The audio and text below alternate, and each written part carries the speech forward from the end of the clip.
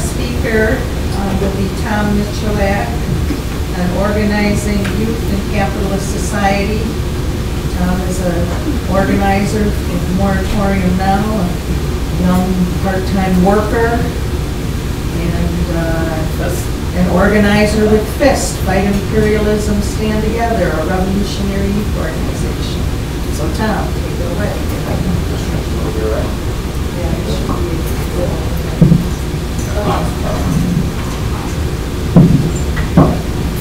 Okay, so as she mentioned in the introduction, I do organize with FIST, which is essentially the youth wing of Workers' World Party.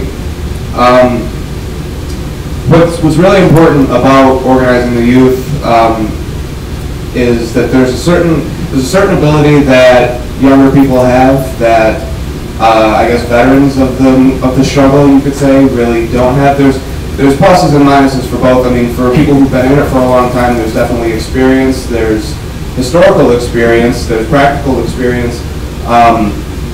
But what people closer to my age and within 5-10 years of my age, one thing that we can bring is well, sort of a fresh perspective. First of all, there's more of us. Second, and three. Well, actually, interestingly enough, apparently people within my generation which I guess would make sense, is the largest. How would you put it? There are more young people now than there have ever been in history, which I guess it's exponential growth of people. I guess so. I suppose that makes sense. But one thing that I've been doing and trying to do is through FIST try to organize the best elements within the city, sort of on a socialist basis. The work that I've been doing hasn't been going on for too long. It's really, for the most part, been within the last couple months. But one thing that I have seen is that within the movement in Detroit, there are definitely people who do mean well, of course, otherwise they wouldn't be involved at all. I don't think that they're like saboteurs or anything like that, at least intentionally. But there is one trend among people my age to sort of have a desire to build their movement in the shadow of capitalism, sort of to scrape the crumbs together. A lot of it takes the form of urban gardening. We see it with the Water Brigade, which has gotten a lot of attention.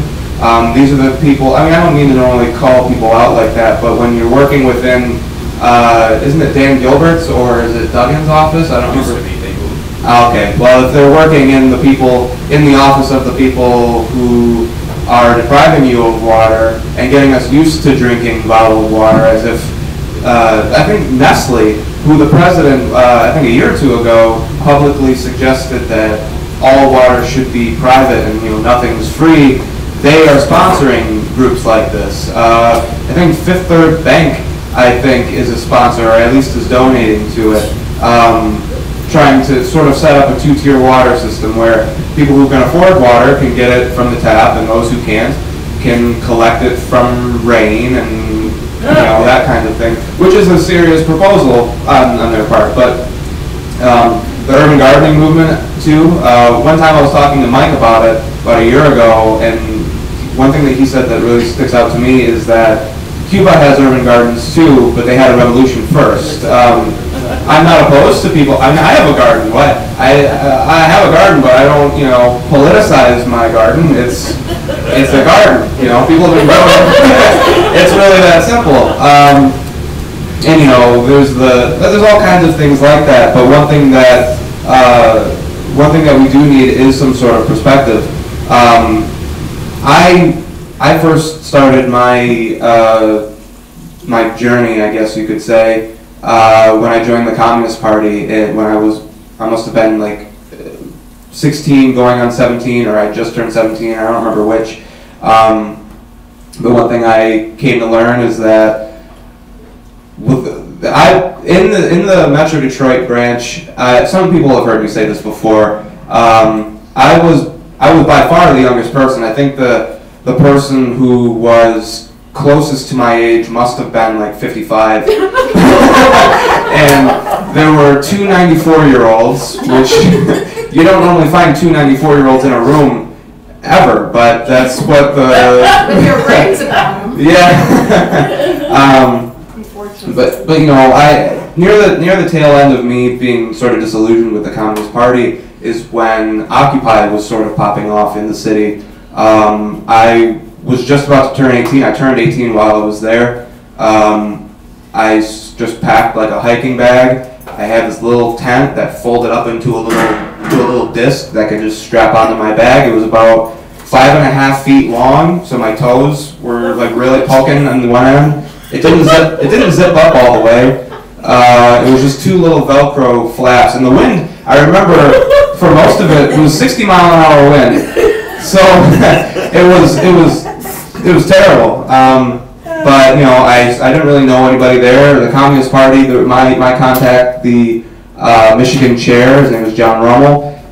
He'd come from time to time. He would, you know, if I needed something, he lent me a sleeping bag, stuff like that. But I remember, you know, I was just about done with them at that point. But I didn't know what to do. You know, I didn't know where to go. I didn't know, you know, the reason why I joined in the first place is because of, you know, are you now or have you ever been a member of the Communist Party? So I'm thinking, well, why not join the Communist Party? You know, Great name. Yeah, sure. You know, but the people, when I was there, I saw like Abiomi, I saw Mike, I saw Jerry, I saw these other people sort of pushing things along in a way that other people weren't, and a lot of younger people were there. That's really why I'm talking about this, and I'll loop it together in a second. But I sort of saw, I guess, vanguarding in practice. I've always seen people on the internet say, you know, like people who've never actually done anything ever, saying, oh, you know, Vanguard Party is just people with guns forcing you to do stuff, you know, like that's sort of like the idea, like the prevailing idea among a lot of people on like forums and such. But you know, I would be in committee meetings, and I remember one in particular. It was a direct action committee. I remember Mike stood up. I didn't know who he was. I'd never seen him before. He was talking about putting a moratorium on evictions and utility shutoffs, and he was talking about the historical basis for it. I think in 1936 it was done and overturned by the Supreme Court or something. I don't remember all the details, but I remember thinking like, wow, this is the first guy I've seen saying something that, like, this guy knows what he's talking about. Nobody else seems to know what the hell's going on. Who is this guy? And then I remember seeing Abiomi in another thing, like holy shit, these guys are who are these people? And then it turns out that I saw them at a table together, and I was like, oh, these are the same. They all have something to do with each other. And oh man, I'm looking at the paper. It's like it wasn't like, you know, it was like the party program paper that had, you know, you open it up and it has like a list of demands and whatever. And I remember thinking like, wow, these guys are communists. I'm in a communist party, and I've been in you know, I'm just going to go ahead and say it. I've heard people in the Communist Party refer to themselves as liberals and think it's cool. Like okay. So I saw vanguarding in practice, and I remember seeing they were calling a demonstration at Bank of America to demand an end to foreclosures and utility shutoffs, and you know, I would see them putting leaflets out for it, saying like, hey, meet us at this statue, we're going to talk about it, and then, you know, tomorrow meet us at the Bank of America headquarters. And I saw vanguarding in practice, where it's not about, as the kids on forums would tell you, is as if they came in with guns and said, hey, you need to go to Bank of America tomorrow, or we're going to put you in the gulag or something. No, it was people with experience, people with knowledge, and people who are capable of pushing the struggle forward. Which I feel like most of the talks have sort of revolved around the Leninist principle of a vanguard party. But the thing with Occupy is that there were a lot of younger people, but I guess to say it bluntly, they really had their heads up their asses a lot of the time, and there wasn't any sort of perspective. There wasn't, there wasn't anything that could really push it forward, and as we saw, it did dissipate. In fact, the way in Detroit, the way it ended was really, it wasn't like in Oakland where like they're coming in like in the middle of the night firing tear gas at you. It was sort of like there was going to be the Thanksgiving Day parade, and of course they don't want the camp on the way. So basically the way it happened was the police were like, if you're here past this day, we're going to give you a ticket. And then everyone was just like, okay, they just left. You know, that was pretty much that. But the need to organize the youth is at this point extremely important, and I think that Occupy shows that there is a basis for that, because you had a lot of the Occupy movement that I noticed, it wasn't among the most oppressed people a lot of times. There were definitely elements of that, but a lot of times what it was, from my personal experience, at least in Detroit, I can't speak for other cities, was people who did go to college, who felt like they had a place in the system, and it turns out that they don't, and there's definitely resentment over that. Luckily for me, I only did 2 semesters of college, and it was paid for by the state in full, and I got an extra like $300 each semester, so it was no problem for me. It wasn't really my issue. I just was a dishwasher at the time and couldn't afford a car and couldn't do anything, so I guess that's what drove me. But going forward, people my age not only need to be organized, but be organized on an ideological basis and a practical one as well.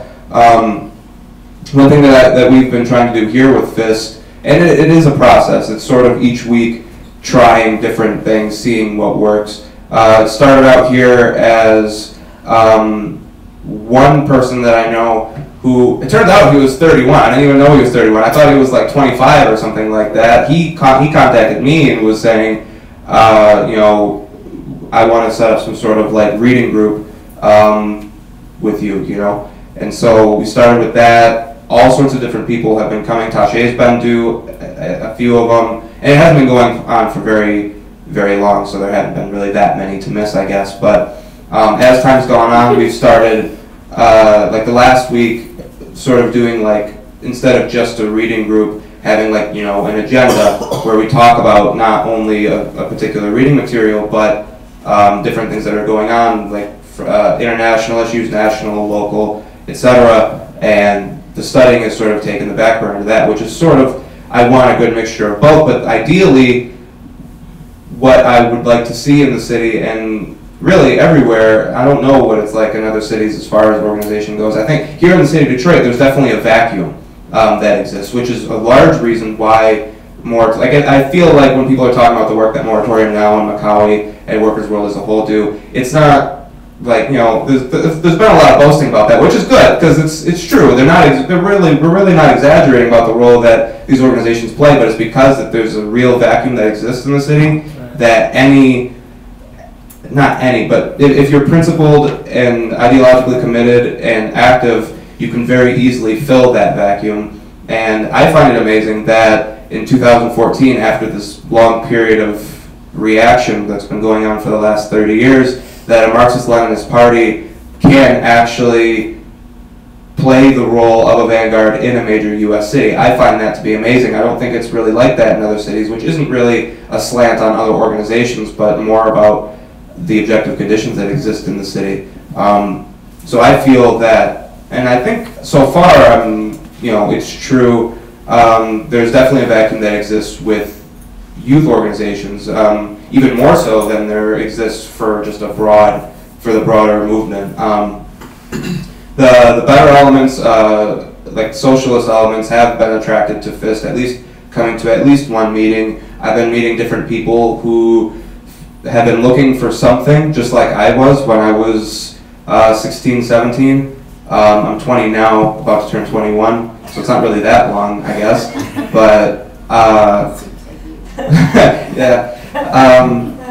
So there is that vacuum that we can very easily fill. I think in the city, we did have a demonstration. It wasn't really all that big, but it was a couple months ago. It was a FIST organized demonstration around the demand for jobs in the city. And I believe in the city of Detroit, the overall unemployment rate is around like either 40 or 50%. I don't remember which.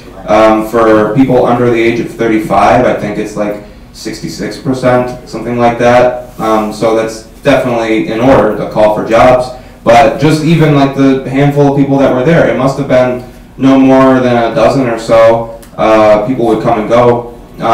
Just a small group of loud, spirited young people can definitely make an impact in some way, especially if it's done over and over again. A lot of people in this room have been involved in organization, back in the 60s, 70s, 80s. And I've heard before that people would say, don't trust anyone over 30. Was that something that was said? I don't completely agree with that, obviously. But I think, I mean, I don't think you guys are all full of shit or anything like that. But I definitely think that there is some truth to it, and not within this organization, but, like people my age, we didn't grow up at all. Like take my mom, for example. She was born in 1975. Growing up, she grew up in the Reagan era, I guess. She's not like a right winger or anything like that. But there are certain prejudices, I guess, that would come, just like a lot of your parents, if they grew up. I don't know, if you were growing up in the 50s, the period of McCarthyism and whatever, there's definitely these prejudices that will come along with that, and younger people are the ones who would tend to break away from that. But people my age, not only do we not have any sort of prospects, just like the Occupy movement shows, that even if you go to college and do what you're supposed to do, there's still not really a place for you. But we didn't have like an entire period of that right-wing reaction. However, I will say that, like for me, for example, I think I was 7, and I was just talking to Eric about this. I wasn't going to reference this before, but I asked him, how old were you when 9/11 happened? He said he was like 27 or 28 or something like that. I was 7 years old.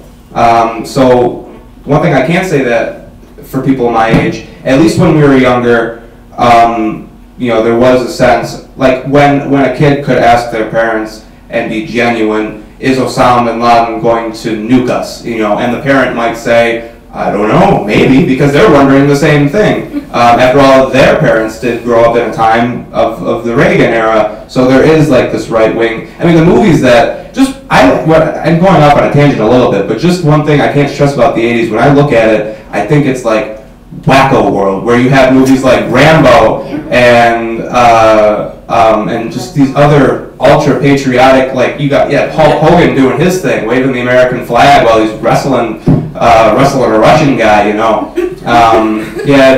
Volkov. What's that? Nikolai Volkov. Right, and you had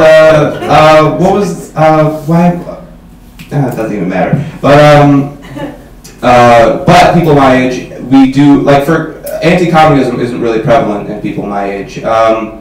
There might be a suspicion that if I were to say to someone that's around my age that I'm a communist, they might think it's a little silly, I heard about that in school a little bit. Aren't communists this or aren't communists that? I'm not really sure, but it's kind of what I heard. But those myths are very easily dispelled. Chris referenced that among people under 30, I think this poll was taken in 2007 or 2008, if people identify as capitalists or socialists, or not as capitalists, but supporters of capitalism. At the time, it was split pretty evenly between unsure and socialism and capitalism. So I think that in and of itself shows the attitudes that people have, particularly, and I think that poll was conducted for people under the age of 30.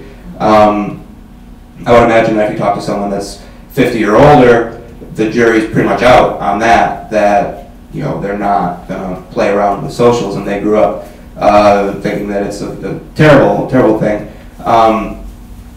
But yeah, I guess I'm just going to kind of close with there is no way that younger people are just going to not do anything. There's no way. I mean, Netflix, people can sit around and watch Netflix for a while, but when you can't really afford it anymore, or these other distractions or these other vices that keep people from being organized, they aren't going to hold on to people for very much longer. And I do believe that we are sort of, we're past the right-wing reaction period. I think that we're emerging out of that period, sort of on like the leftward pendulum swing, I guess you could say. And I think, and everyone's mentioning this too, Cheryl just did, in Ferguson, most of the people who are most militant and most determined in Ferguson are the younger people. They're the ones who are turning away opportunists like Al Sharpton, saying that we are not,